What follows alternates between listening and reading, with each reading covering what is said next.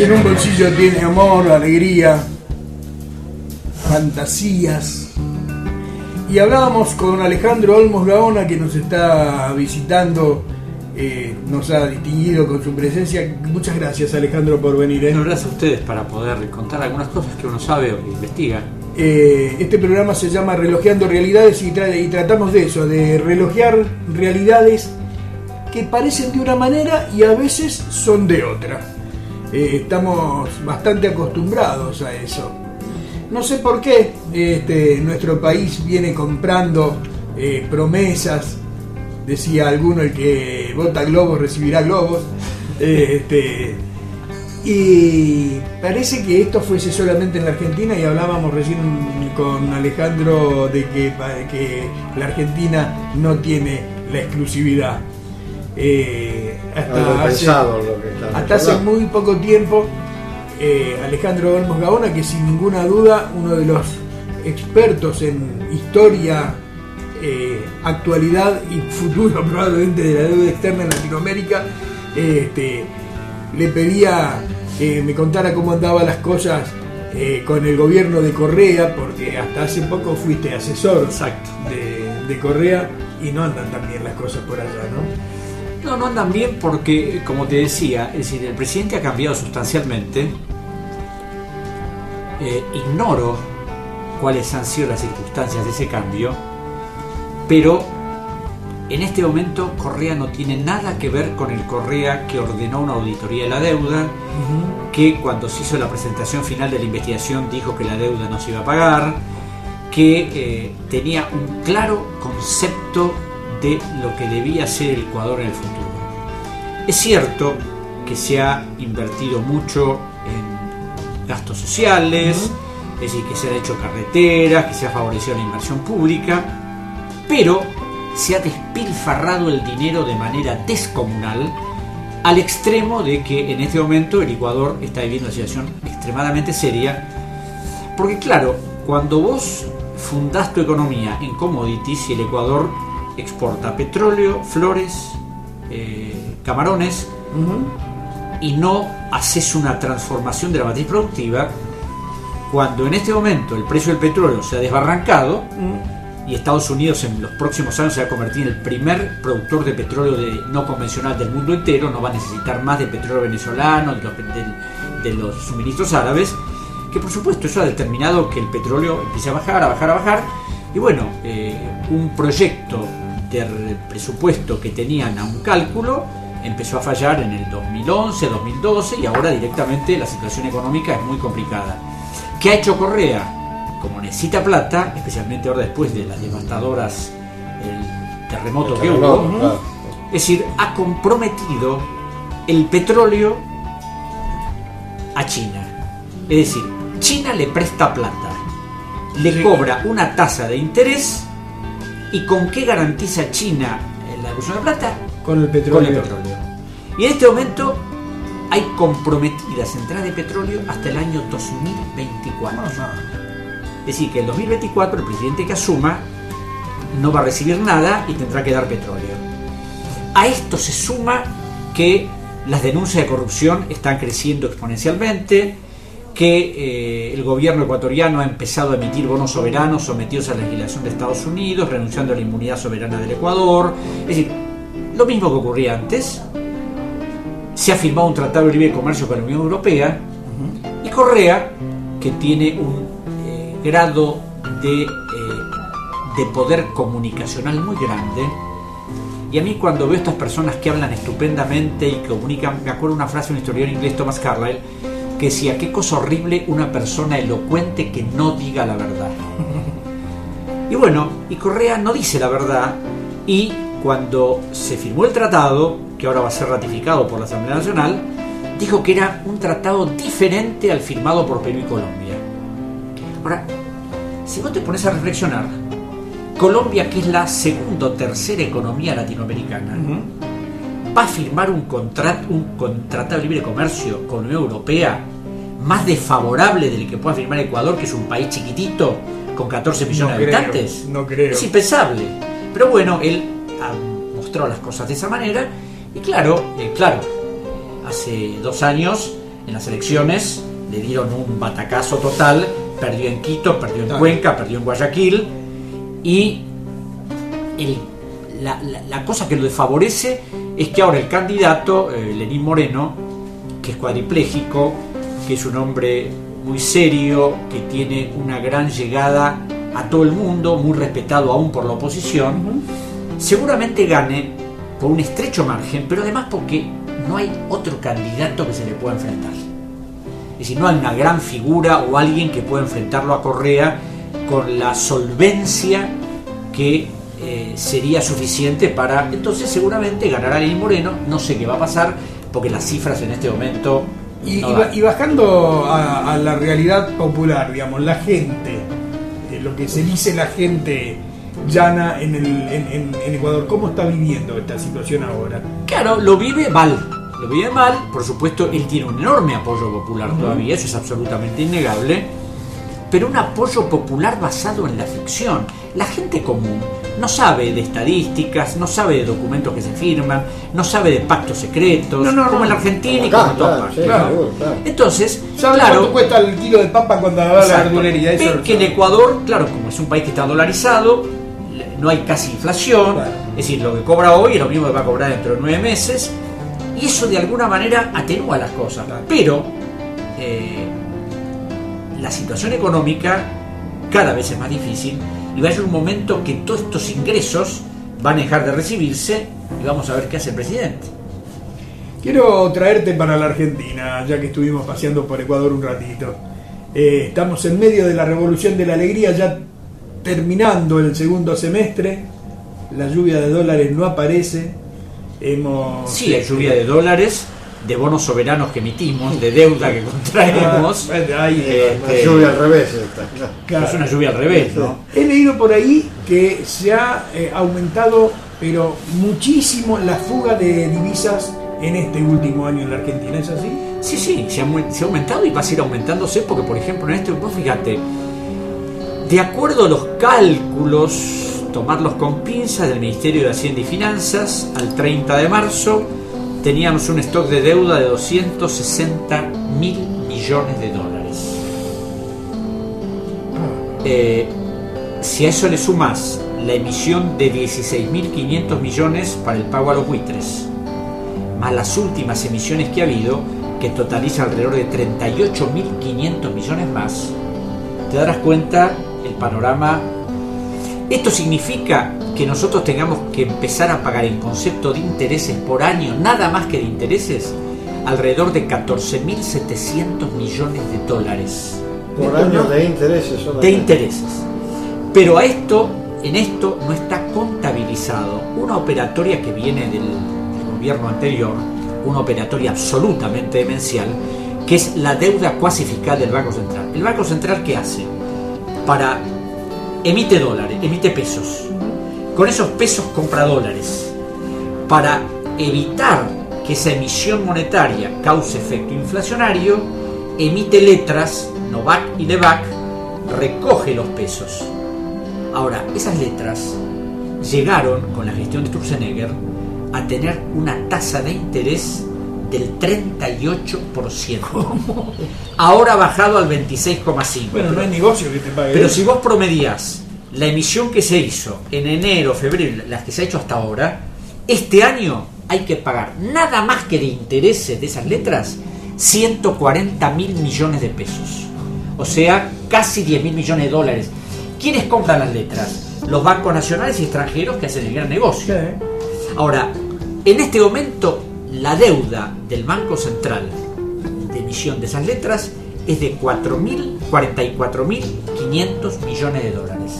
Son letras que se emiten en pesos y que, por supuesto, por eso tributan estas tasas de interés enormes. Claro, es una barbaridad. Ahora, yo que he hablado con algunos amigos oficialistas de ahora y de antes, la justificación, es decir, claro, es una justificación de técnica que, si vos profundizás, no resiste el menor análisis, porque ellos dicen, el mes que viene vencen 5.000 millones de pesos. Sí. Emitimos 7, Nos rescatamos quedamos los con 5 y, claro, pero vas a dar 7. Y así empieza a crecer, a crecer, a crecer. O sea, el gobierno anterior, la deuda cuasi-fiscal llegó alrededor de los 29.000 o 30.000 millones. En este momento está en 44.500 y va a seguir aumentando en menos de un año. Claro, entonces es como que el panorama con estas pautas es extremadamente difícil. Y por otro lado, ¿dónde están las inversiones? Ahora, según los medios, dicen que los inversores supuestos están esperando qué va a pasar el año que viene. Claro, a ver si ganan las elecciones. Si gana las elecciones, y bueno, invertirán. Y si no las gana, dirán... ¿Viste? Y si las ganan tampoco sé si van a invertir. Ahora, como contrapartida de esa enorme deuda, está la plata que se va. La plata que se fuga. Claro, que es lo que estábamos diciendo recién. Aumentó la fuga de capitales de una manera impresionante en cuanto la promesa era la llegada, pero masiva, de capitales. Sí. No, y por otro lado, yo te digo, yo he discrepado con muchas personas que decían no hay que pagarle nada a los buitres. Y lo que había que pagar era un juicio, el juicio del juzgado de Griesa. ¿Por qué? Era un juicio que empezó en el 2003, que el gobierno argentino no lo tomó para nada en cuenta hasta que le cayó la sentencia en 2011. Cuando cayó la sentencia de una manera absolutamente desaparecida. Aparte el gobierno, perdón, el Estado argentino se había sometido a la jurisdicción norteamericana. Ahora, ¿qué pasa? Se te sometes a la jurisdicción del juzgado, el juzgado te falla en contra. ¿Qué hace el gobierno? Ahora no juego más. Se ríe a carcajadas, dice no vamos a pagar y apelan. Va a la Corte de Nueva York. La Corte de Nueva York te vuelve a hablar en contra. Se vuelven a reír y decir no vamos a pagar. Interponen otro recurso más. Te vuelve a fallar en contra. Hasta que finalmente interponen un recurso ante la Corte Suprema que era absolutamente inviable. Y como se lo dije a Miguel Pichetto yo hace unos meses, le dije, Miguel, los abogados norteamericanos le mintieron al gobierno, le dijeron que había una gran posibilidad. Ellos son expertos abogados y sabían minuciosamente que esto no iba a salir. Entonces, en definitiva, eso había que pagarlo. Ahora, lo que había que pagar en ese juicio, con interés y todo, no llegaba a los 3.500 millones de dólares. El gobierno hasta ahora ha arreglado por 11.000 millones. No, mira, o sea, con 3.000 se arreglaba y hasta ahora 11.000 y no se terminó. Es que el problema es que arreglaron con gente que no había ejecutado, con los bonistas italianos, que se les había caído 2 demandas en el CIADI, y había otra que estaba ahí, y que era muy poco probable que la ganaran. Y después se arreglaron con otros fondos buitres. Y una de las cosas que me pareció yo estuve en el Senado exponiendo por invitación de Naval Medina, de Pichetto y de Solanas. Me acuerdo que cuando veo el proyecto que va al Congreso, había un reconocimiento de deuda por 842 o por 848. ¿Por qué digo esto? Porque en el texto decía 842 HAT 848, o sea, no sabían exactamente si era 42 o 48. En total 6 millones de dólares, 6 millones más los para el pueblo argentino. Ahora, ¿dónde estaba hecho ese reconocimiento? En una hoja de agenda, arrancada de una agenda, manuscrito y firmado por Luis Caputo, el secretario de Finanzas de la Nación. Si uno para firmar un contrato de locación tiene que hacer algo más o menos formal. Si te compras un monoambiente y te constituyes una hipoteca, no sé, de 15, 20 mil dólares, tienes que hacer una escritura pública ante un escribano. Acá no, arrancamos una agenda, che, a ver cómo te debo. 800. Ahora, la pregunta es, ¿realmente se había desendeudado la Argentina en el gobierno de los Kirchner? Bueno, ese es otro de los problemas donde, claro, hay unos que dicen que sí, otros dicen que no. Y lo que yo digo siempre, desendeudarte es pagar una deuda y no deber más. Exacto. Ahora, si yo le debo al Banco de la Nación y le pido al Banco de la Provincia para darle a la Nación, cancelé con la Nación, pero le voy por otro lado. ¿Qué hizo el gobierno de Kirchner?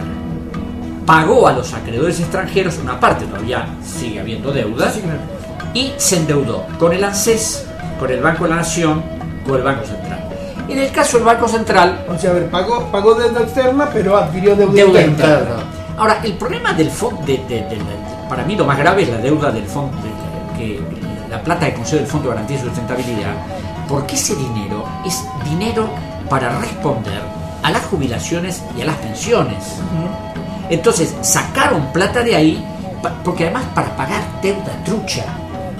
Y una de las cosas más preocupantes de esto es que esto fue materia de una carta que yo le envié a la Presidenta de la Nación en 2012, diciendo que si por razones políticas o financieras o de lo que fuere, el gobierno no quería pelearse ni con los bancos extranjeros, ni con el Fondo Monetario, ni con el Banco Mundial, ¿por qué no agarraba a todas las empresas privadas que habían estatizado una deuda ficticia en 1982 y que el Estado había pagado esas deudas, a decirles, señores, empiecen a devolver la plata? Una de las empresas era la empresa del Grupo Macri.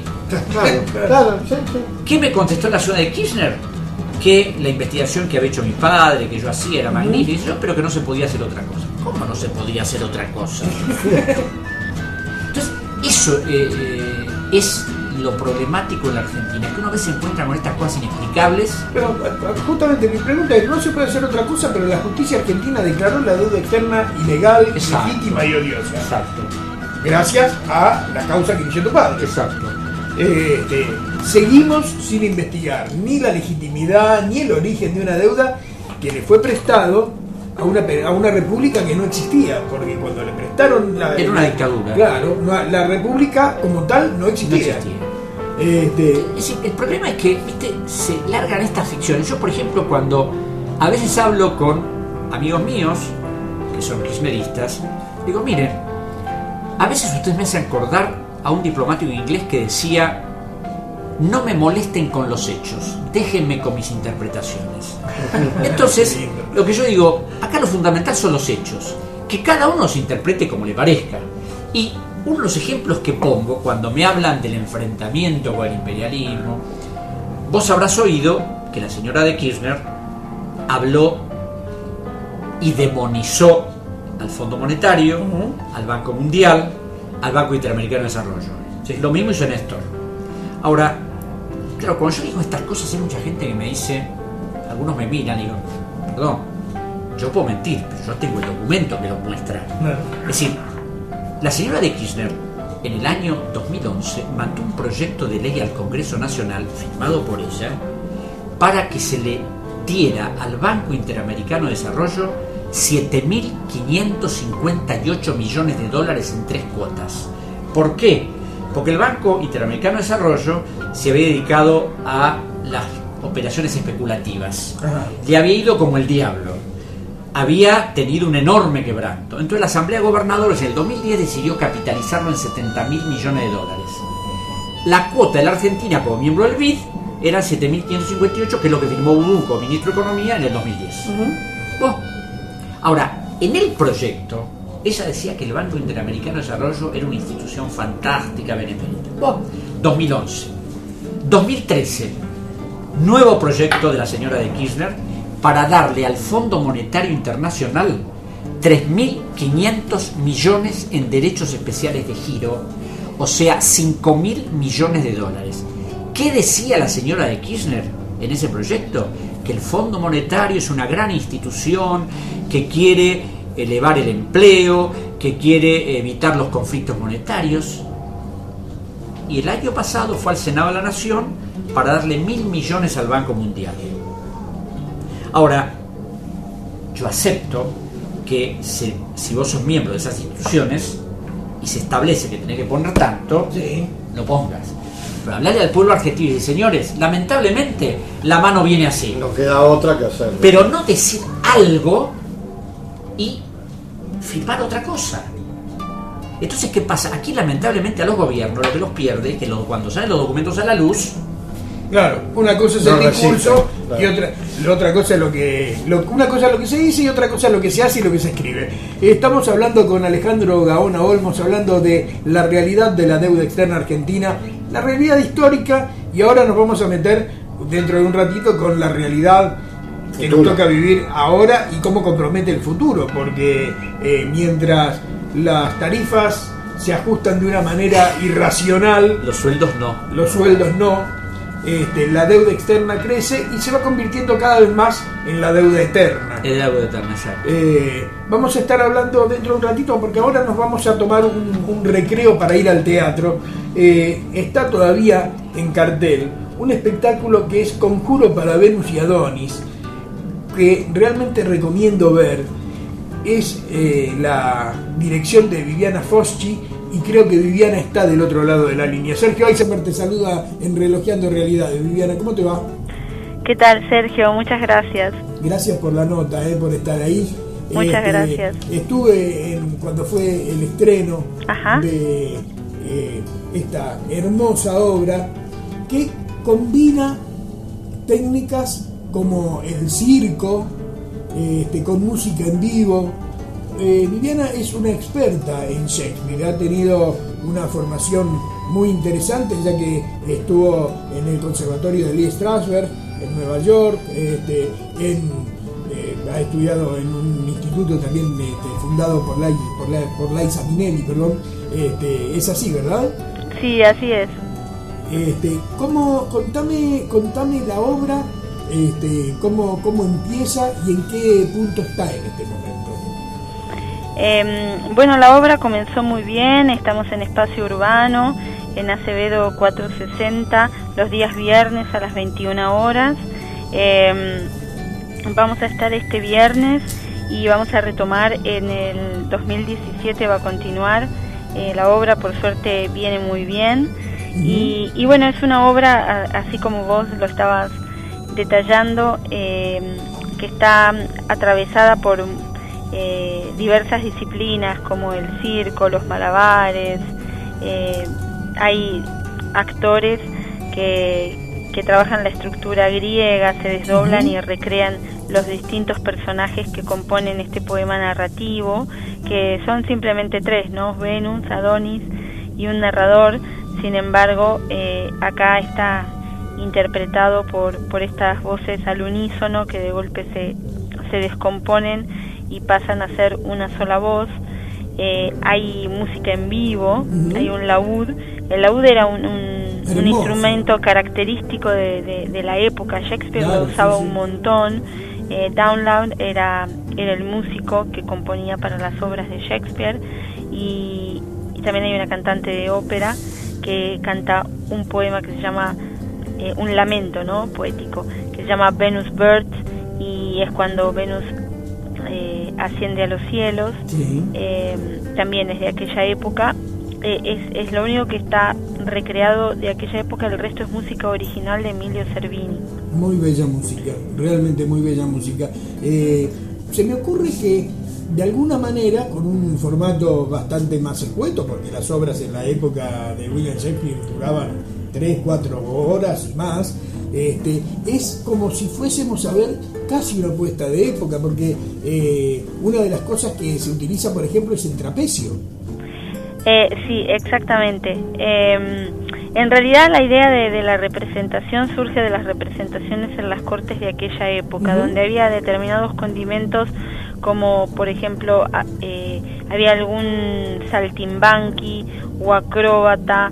Había siempre, bueno, esta cuestión de la poesía, la música, el canto, algún bufón, y todos estos elementos están en esta representación. El tema del trapecio, digamos que podría ser también de aquella época, ¿no? Hoy el tema del circo es algo que está como muy en boga y se ha modernizado. Sin embargo, el trapecio, bueno, podría estar en aquella época. En realidad, bueno, es muy de aquella época, evoca a la época shakespeariana, pero digamos que es un disparador para viajar un poquito lo que sucede, igual que el vestuario. Un hermoso viaje. ¿El vestuario? ¿De quién es el vestuario? Lo realizó Alito Méndez. Es uno de los actores, hace el bufón. Muy, muy, muy bello. Contame brevemente el elenco, Viviana. Bien, el elenco está compuesto por Héctor Laudani, que interpreta el poeta y además es el productor de la obra. Y bueno, luego está Choba Draco, que compone un rey y un corifeo. También toca el tambor. Está Sebastián Piquerín como acróbata y malabarista, Yelén Salvia como acróbata y trapecista. Después netamente el coro es Grace Ulloa, que se desdobla y hace Venus, Jonathan Picossi, que se desdobla y hace Adonis, Ezequiel Leonard, que también trabaja con el jabalí, y Lucas Tabarossi con una escena del bosque. Y bueno, después en vivo está Emilio Cervini y Nati Ñón. Estos artistas integran el elenco de Venus y Adonis. Y con una solvencia, realmente yo recomiendo, queda este viernes y luego retoman ¿cuándo? Y más o menos a partir de febrero ya vamos a retomar, la sala está a confirmar. O sea, no saben si siguen en el mismo espacio. Exactamente, por cuestiones técnicas necesitamos quizás otro espacio. Viviana, ¿y cuáles son tus proyectos para adelante? Bueno, mis proyectos, yo estoy pensando otra obra también de Shakespeare, pero más que aborde todo lo astrológico. Shakespeare escribió un montón sobre astrología y en muchas de sus obras. Y bueno, es como hacer un compendio de esas temáticas y generar también algo bastante metafórico como es esta obra, ¿no? Que si bien tiene una estructura teatral, es más poética. La verdad, yo fui a ver el estreno de la obra, me quedé encantado. Yo recomiendo, si quienes puedan llegarse este viernes, repetir la dirección de la sala. Es en Acevedo 460, Espacio Urbano, los viernes a las 21 horas. Además es un lugar donde después se puede comer, la verdad que está muy lindo. Yo les recomiendo no perdérsela y estar atentos para cuando en febrero retomen las funciones de Conjuro para Venus y Adonis, porque no se van a arrepentir, van a salir con el alma llena, que de eso se trata, ir al teatro. Viviana, quiero agradecerte muchísimo la nota y decirte que bueno, vamos a estar al tanto y vamos a volver a hablar cuando reestrenen este hermoso espectáculo y vamos a estar atentos a tu nuevo hijo que estás empezando a gestar. Muchas gracias, Sergio. Muchas gracias por el programa. Te mando un beso grandote. Un beso enorme, gracias. Hasta luego. Hablamos recién entonces con Viviana Focci, la directora de Conjuro para Venus y Adonis, y ahora seguimos charlando con Alejandro Gaona Olmos en Relojeando Realidades. Separamos esto y volvemos.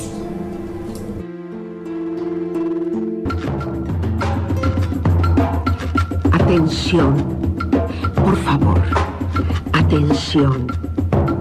Afuera hay un pájaro que trata de cantar. Rodolfo Walsh. Relojeando realidad. Relojeando realidad.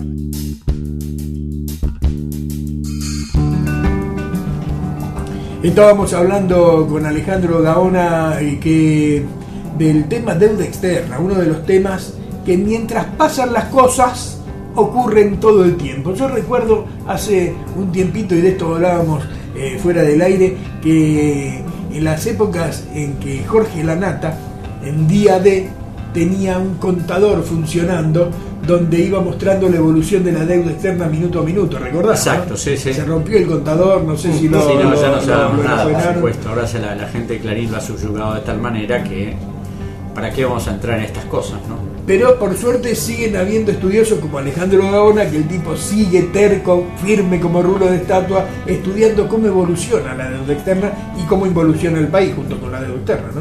Claro, viste, yo creo que en este momento se ha comenzado un camino peligroso, y cuando uno lee los medios, los grandes medios, La Nación, Clarín, de que todo esto es una política que va a favorecernos, que vamos a terminar con el fiscal y todo lo demás. Esto mismo se decía en el año 92 con Cavallo, el 95, el 96 con Roque Fernández.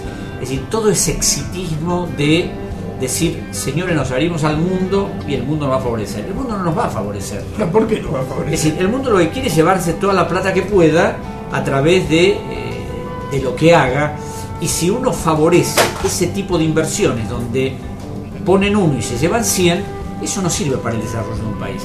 Lamentablemente este gobierno ha elegido ese camino y yo creo que nos va a ir muy mal. Es decir, no me gusta hacer futurología, pero simplemente agarro los números. Entonces, como te decía hace un rato, si la deuda ha crecido en los últimos meses 38.500 millones de dólares. A ver, repitamos, 38.500 millones de dólares. Si hay que pagar en concepto de intereses 14.700 de intereses, sí, no de capital. Es decir, El capital lo seguimos debiendo. lo seguimos debiendo. Entonces, es decir, vos imaginate lo que se podría hacer con 14.600 millones de dólares. Por otro lado, Claro, son cifras que uno la dice, me parecen no se pueden mencionar, ¿Cuántas no se pueden escuelas, mencionar. cuántos es hospitales? que precisamente, vos sabés que yo en Colombia, me invitaron a la Universidad Nacional de Colombia a dar unas charlas hace 2 años, hice un cálculo que lo tengo que volver a actualizar de lo que significa esto en escuelas, en viviendas, en agua potable, en educación. Pues claro, si vos a la gente le hablas de miles de millones de dólares, así vos decís, esto representa tantas escuelas por día, tantas viviendas por día, la cosa cambia, porque ahí toman conciencia de cómo los afecta el problema este. Ahora, el gobierno de Macri en este momento ha elegido ese camino. Y ha elegido ese camino porque la mayor parte del gobierno está integrada por hombres que vienen del sector empresario, del sector privado. Y la experiencia argentina es que el sector privado siempre quiere beneficiarse a costa de lo que sea. De lo que sea quiere decir incluso del bienestar y de la salud de la población, ¿no? Porque son números, no es población, son empresarios, números. Son números, claro. es una cifra estadística. Entonces, claro, si vos mirás las cosas como una cifra estadística, decís, y bueno, yo por ejemplo, el otro día analizaba lo que es el Ministerio de Energía y Minería. El ministro, el ingeniero Juan José Aranguren, estuvo 30 años en Shell y llegó a presidente de la empresa, además de accionista, Claro, porque supuestamente dicen que vendió las acciones. No tenemos forma de saberlo. Claro.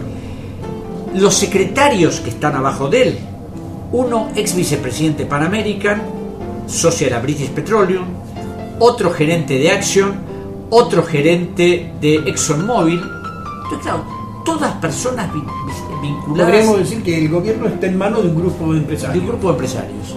Entonces, claro, y por otro lado, ¿El presidente qué es? el presidente Es empresario. es un empresario que tiene conceptos empresarios, aunque supuestamente él se ha apartado formalmente. Yo le presenté al fiscal Federico Delgado hace 2 semanas, una serie de documentos sobre offshore no conocidas del grupo Macri, y que tienen que ver con la estatización de la deuda privada que arranca en 1982, no es una cosa nueva de ahora. Que es uno de los orígenes de la gran fortuna Fortuna de Franco, claro. Ahora, lo que es increíble es una de las cosas graves de la Argentina, por de muchos países, esto del ocultamiento, ¿no es cierto? Esto de sustraer. Y una de las cosas de las que participé fue el ocultamiento del contrato que firmó YPF con Chevron. Ahora, lo raro de todo esto es la continuidad. Ese contrato fue firmado por el gobierno anterior, Así es. que se negó a entregarlo y que hubo que pelear en la justicia 2 años hasta que la Corte del mes de noviembre no se mostrara. ¿Qué hizo el gobierno de Macri? Continuar con la misma política. Sí, No exacto. mostrarlo, esconderlo. Es decir, yo asistí a una audiencia en la Cámara Federal hace 3 meses con el ingeniero Giustiniani, los senadores Solanas, Linares, con Héctor Bonino, y cuando veo que el abogado de YPF dice, vengo a ofrecer confidencialmente al ingeniero Giustiniani, que era el que había hecho la acción de amparo, que confidencialmente la Corte ordenó que lo muestren. Bueno, hubo que ordenar el allanamiento de YPF para que agarraran y lo llevaran un ejemplar al Qué vergüenza. juzgado, ¿viste? Entonces, claro, cuando un país se maneja con estas pautas, donde hay continuidades sospechosas, donde hay cosas que se sustraen al conocimiento público, las cosas no pueden funcionar bien. Ahora han mandado una ley de extinción de dominio, y claro, A propuesta de Sergio Massa. a propuesta de Sergio Massa, apoyó por Cambiemos. Y yo, antes de que mandara este proyecto, escribí en mi sitio de Facebook un trabajo sobre este tema de la corrupción, ¿no? Entonces, donde mostraba, sí, efectivamente, si la justicia determina, Baez será un corrupto, López será otro corrupto, además de un demente de llevar $9 millones Sí, en obvio. bolso a un convento. Pero señores, esta es corrupción de coyuntura. La corrupción estructural Claro, esta es la preocupación. corrupción de los grandes grupos empresarios que hace décadas y décadas succionan Por ejemplo, los bienes el grupo Macri. el grupo Macri, el grupo Techín, Pérez Compán, los Lo de bancos, siempre, lo de siempre. lo de Sí, sí. siempre, ¿no? Y de esa corrupción estructural No se habla. no se habla. Se habla nada más que de estos tipos que, es decir, han dejado las impresiones digitales Son de todo. perejiles esto, la ¿Cómo? No son perejiles. Es que además, si vos haces las cuentas de lo que se puede haber llevado Báez, y hablan de 7.000, 8.000, 10.000 millones de pesos. De pesos. Cuando Son chirolas. Sí. Cuando Claro, yo son en perejiles. el trabajo ese puse, señores, está hablando de pesos. La deuda privada ficticia que se transfirió al Estado Nacional en el 82 fueron 23.000 millones de dólares. Lo que pasa es que sirve que esta gente haya llevado eso porque es un desvío de atención. Claro, Cae en la noticia, en eso y lo claro. otro desaparece. Entonces, claro, cuando el que consume, viste, no entra estos detalles de y sabrá, no sabrá, y es como un poco cuando salieron estas. Es decir, el tema del Panama Papers, Sí. en cualquier país del mundo hubiera costado la Bueno, renuncia. un La escándalo, cabeza de muchos, claro. de hecho le costó la renuncia al primer ministro de Islandia. Acá nadie se le mueve un pelo. Yo acabo de encontrar 3 offshore nuevas que las voy a presentar mañana o pasado, le jugaba a la Justicia Federal. Es decir, Que están donde radicadas en Panamá, Todo en Panamá, Panamá. en Panamá, claro, porque otra de las cosas es que Freck Trading y Kagemuya estaba el nombre de Mauricio y de Franco Macri. Pero lo que la gente no sabe, no sé por qué se habrán puesto los nombres de ellos, en otros casos han puesto a hombres de ellos, a testaferros Claro. conocidos, que en general las offshore se pone el nombre como directores responsables, no de los reales dueños. Se ponen claro. nombres de otros, de hombres de confianza, y los reales dueños permanecen En la sombra. en la Claro, sombra, ¿no es cierto? Ahora, ¿qué pasa? En este caso han puesto, por supuesto, ustedes ponen una persona de confianza, y las personas de confianza son directores de Sideco Americana, de SOGMA, todo el grupo de ellos, porque no van a poner un... Sí, no van a salir a la calle a decir Y vení. claro, y de eso los diarios no dicen nada, por ahí sacan alguna noticia pero irrelevante. Laura Alonso, recuerdo, le recriminaba al gobierno kirchnerista justamente que hiciera público el contrato con Chevron. Claro. Luego fue ella la que salió a decir que estaba bien que Y fuera. la acusó a la presidenta de un montón de cosas, y cuando, me acuerdo de un reportaje que hizo Nelson Castro hace unos meses, la escrachó, dijo, dígame, no, yo en ese momento no tenía elementos, y perdón, no teniendo elementos fue capaz de acusar a la presidenta de semejante Claro. cosa. Bueno, ¿viste? Entonces empiezan a dar vuelta las cosas, y eso, ¿viste? Es lo que a mí me preocupa. A mí, por ejemplo, yo tengo la mala suerte de que si escribo algo defendiendo a la presidenta, me acusan que soy kirchnerista. Y si hago alguna crítica, que soy K. Claro. Entonces digo a veces realmente, porque con motivo de la acusación que le hizo Nisman, ¿no? Que realmente era algo verdaderamente infame. Yo Vergonzoso, ¿no? leí las 300 fojas de ese mamarracho, y que haya fiscales que en este momento quieran rehabilitar eso, ¿viste? Diciendo que... Entonces, claro, cuando uno se encuentra estas operaciones, pues como yo digo siempre, uno cuando critica a un jefe de Estado, tiene que criticarlo con elementos concretos, no con chamullo, claro. o con verso, con operaciones, decir yo voy a hacer esto. Entonces, es decir, aquí todo se mueve de esa manera, y a mí me preocupa, ¿viste? Porque, es decir, la gente consume eso. A mí me preocupa el olvido motorizado desde los medios de comunicación. Claro. Cuando uno piensa en que el ex jefe de gobierno, actual jefe del Estado argentino, estaba procesado por la conformación de un grupo como la UCEP, por ejemplo, que golpeaba indigentes por la calle. Asume, creo que es el único caso en la historia de un presidente que asume con una cantidad de Procesado. causas abiertas Sí.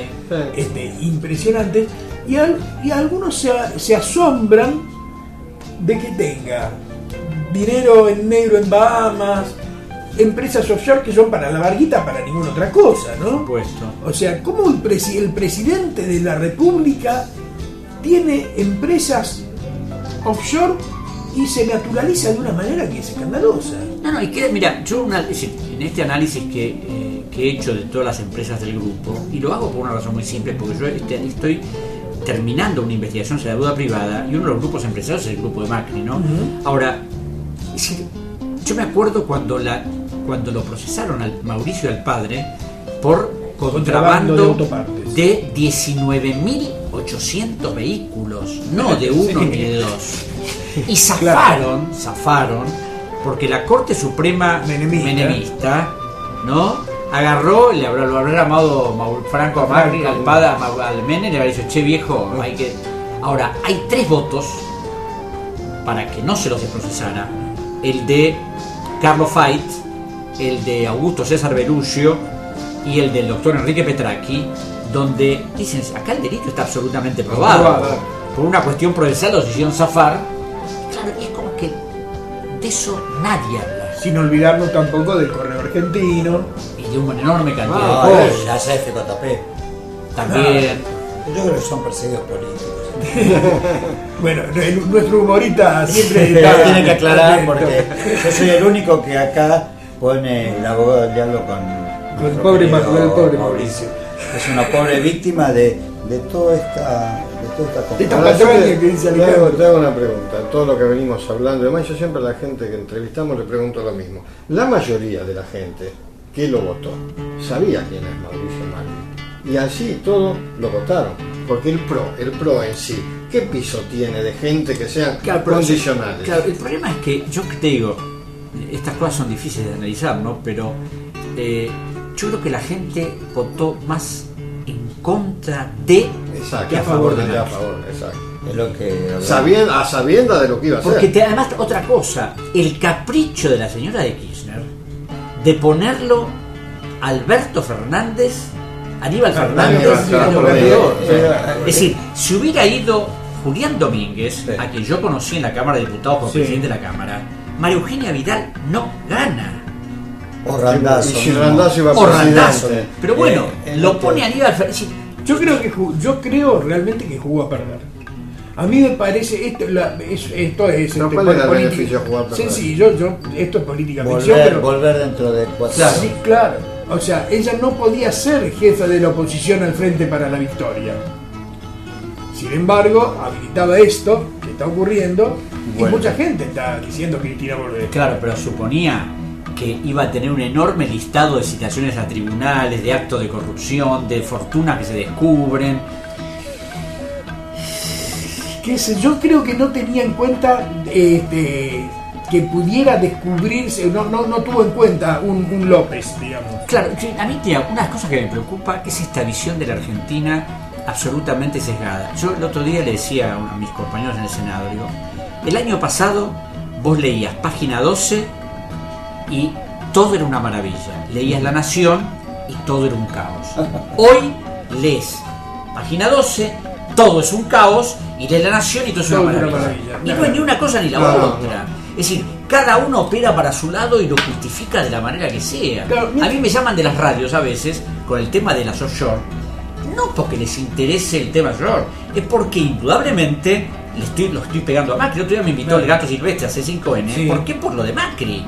Pero si yo hubiera hecho una denuncia contra Cristina, seguramente que no me invita. Pero sí lo hubiese llamado Nelson Castro. Seguramente. Entonces, eso es lo que pasa, ¿ves? Es decir, no les interesa conocer la verdad, sino operan de un lado a otro. Porque están haciendo están llevando a cabo de un lado y del otro lo que han denominado periodismo militante, cuando yo creo que la única militancia del periodismo es la verdad. No, y por otro lado, es que a veces, otras cosas que yo que estoy en el Senado, veo cuando se trata de proyectos de ley, a veces veo cosas increíbles. Cuando fue el pliego de Arribas, del Ivano Arribas, y del Silvio Magdalani para la Agencia Federal de Inteligencia, yo decía, esto no va a pasar ni remotamente. ¿Por qué? Porque el Frente para la Victoria tiene mayoría absoluta en el Senado. Claro. Bueno, me acuerdo que estábamos viendo la sesión y dije, esto no sale ni por las tapas. Las senadoras de la Cámpora, que son altamente belicosas, van a decir de todo. Cuando leo los que se habían anotado para hablar, Magdalena Odarda de la Coalición Cívica, Pino Solanas, Jaime Linares y el senador Urtubey por el Frente para la Victoria. Nadie más. Urtubey del Frente para la Victoria dijo que estaban de acuerdo, Linares se opuso, Odarda se opuso y Pino, por supuesto, se mandó un discurso diciéndoles de todo. Cuando llega el momento de la votación, todo el Frente para la Victoria vota a favor y los de la Cámpora se abstienen. No, esto es... Hubo 4 únicos votos en contra. etcétera. Es increíble. Es Digo, sí, increíble y pero- vergonzoso. Sí, no. Pues, ¿cómo es posible? ¿Qué oposición es esta? No existe. No hay oposición. Entonces, es decir, Recordemos que en la ciudad de Buenos Aires, cada uno de los negociados que se hicieron, que se han hecho, fueron también con el aval del Frente para la Victoria. por supuesto que votó en la legislatura montones de proyectos de Claro, macrismo. que en general yo digo, el macrismo y el kirchnerismo se pelean para la gilada y luego arreglan por debajo y ya está visto. Es que ahora están acordando la ley de extinción de dominio, están acordando otra serie de proyectos. ¿Viste? Y vos decís, ¿cómo es posible que...? Porque además si vos dijeras, bueno, están acordando un proyecto que realmente es positivo, pero cuando fue al Senado el proyecto de inversión público-privada, donde de nuevo se autoriza la legislación extranjera y todo lo Bueno, demás, esto es increíble. el Frente para la Victoria votó a favor.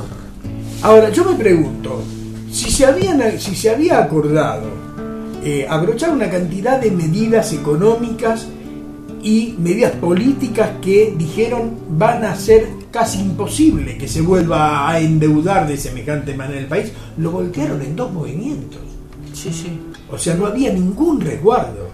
Y esto es lo que me parece terrible cuando se encaran políticas a favor del pueblo, digamos, que estas medidas son tan endebles que basta con un cambio de administración para barrer con una cantidad de cosas con las que uno estaba de acuerdo, que no tenían que ver con el afano, quiero decir, y que van desapareciendo. Quiero decir, el mismo día de la marcha de las mujeres de la semana pasada, el gobierno da de baja la Fiscalía Sí, de exacto. investigación de delitos contra El contra mismo mujeres, día, el mismo el mismo día. día. Parece una burla.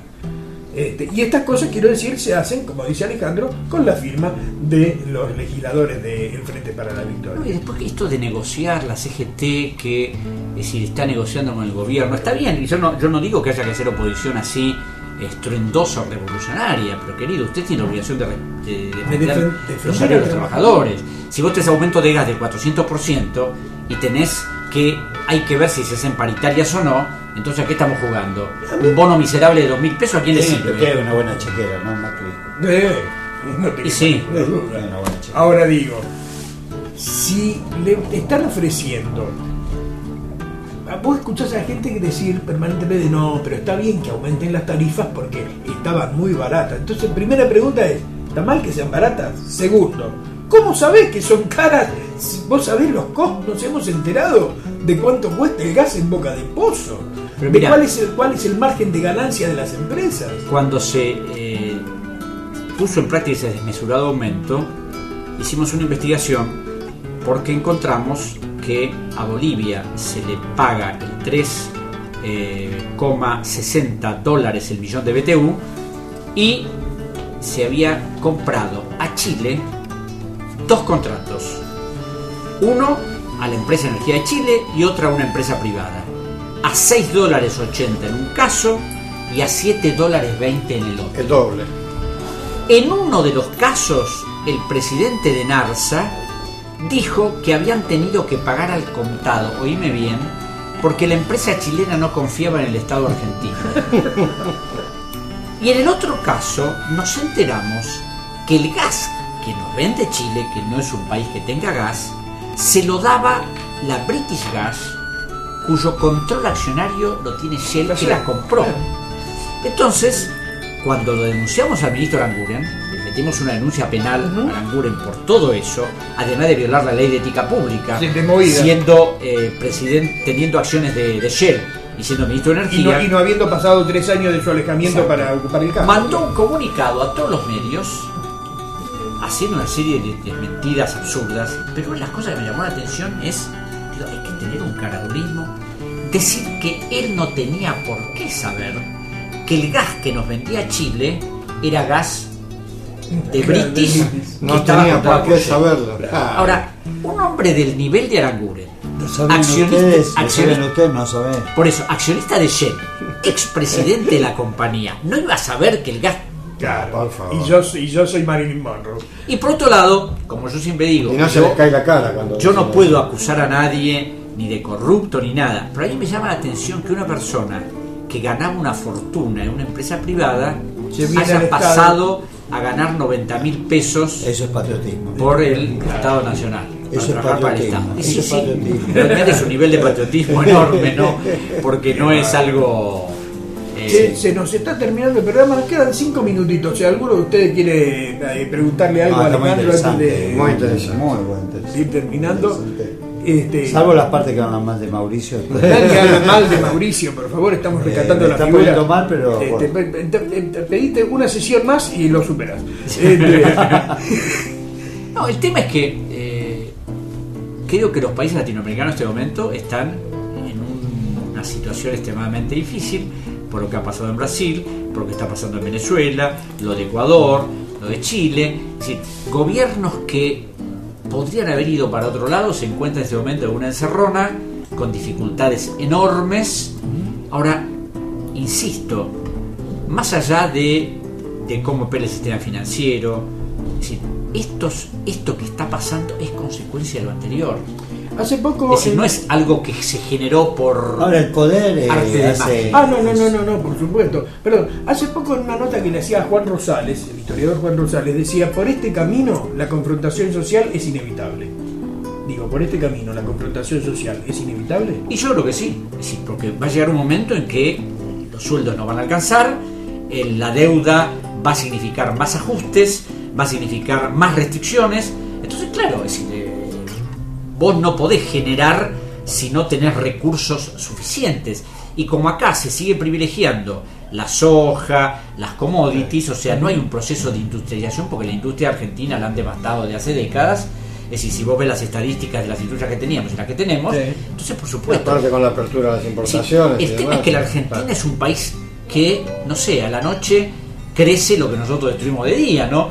Porque si no, no se puede explicar que Como no lo han fundido con todavía. todo lo que ha pasado, y si, Es verdad. sigamos y tengamos recursos Ya en el 2001 uno decía cómo se sale de esto y se salió. y salimos, y se salió. Bueno, te iba a decir, por esta calle desemboca en el 2001, ¿no?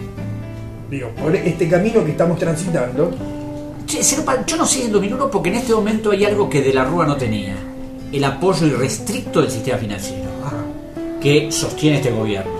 Pero, ojo, el sistema financiero te sostiene hasta que los números le dan. Claro, Cuando vea que los números no le dan, Ahora, ¡tac! a el otra poder cosa. y la soberbia van de la mano, porque por lo que decía de Correa y el poder y la soberbia, es decir, estando ahí arriba Es que uno vos no sabés ve que nada. Mira, esto que vos decís es cierto, y te explico por qué. Cuando yo lo conocí al presidente Correa era profesor de la Universidad Católica de Guayaquil, año 2005. Un profesor, un hombre. Cuando fue presidente, y cuando yo estuve viviendo en el Ecuador, era uno, claro, un presidente tiene determinadas pautas para manejarse, pero siempre el hombre afectuoso, cordial, no se le había subido el poder a la cabeza. Pero esto fue cambiando,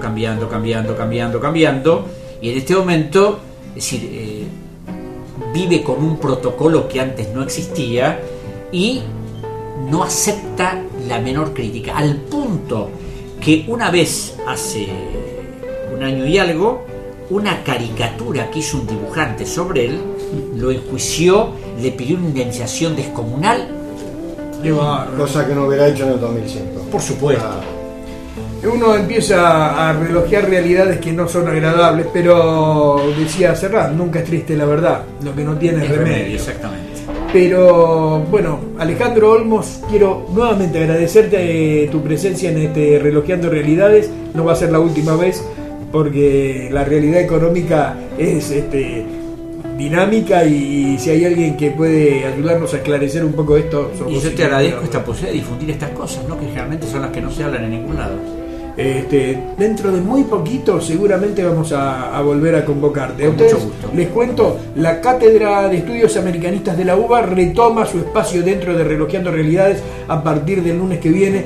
Y bueno, el lunes que viene no te olvides, el dial tiene una oferta inmejorable, hay programas estupendos. Claro que si te vas para otro lado te vas a perder Relojeando Realidades con Daniel Leonardi, con Claudio Open y conmigo, Sergio Eisenberg, que voy a estar esperándote para relojear una realidad más el lunes que viene.